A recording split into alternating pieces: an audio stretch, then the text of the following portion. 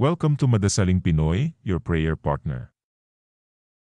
Ngayon po ay Biyernes ng 32 linggo sa karaniwang panahon. Ang mabuting balita ng Panginoon ayon kay San Lucas. Noong panahong iyon, sinabi ni Jesus sa kanyang mga alagad, ang pagparito ng anak ng tao ay matutulad sa kapanahunan ni Noe. Noon, ang mga tao ay nagsisikain at nagsisiinom, nag-aasawa hanggang sa araw na sumakay si Noe sa daong. Dumating ang baha at namatay silang lahat.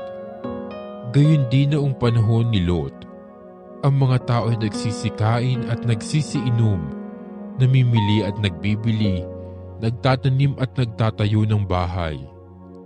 Ngunit ng araw na umalis si Lot sa Sodoma, umulan ng apoy at asupre at natupok silang lahat. Gayon din sa pagdating ng anak ng tao.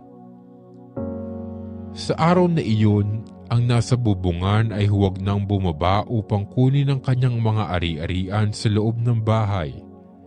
Ang nasa bukid ay huwag nang umuwi. Alalahanin ninyo ang nangyari sa asawa ni Lot.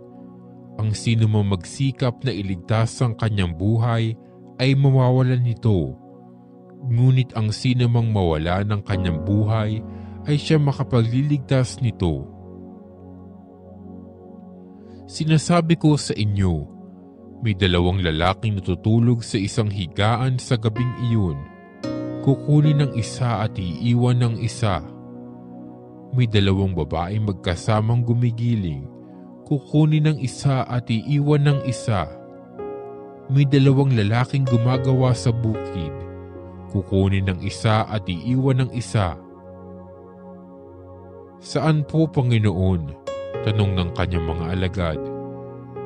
Sumagot siya, kung saan naroon ang mga bangkay, doon naman magkakatipon ang mga buwitre. Ang mabuting balita ng Panginoon.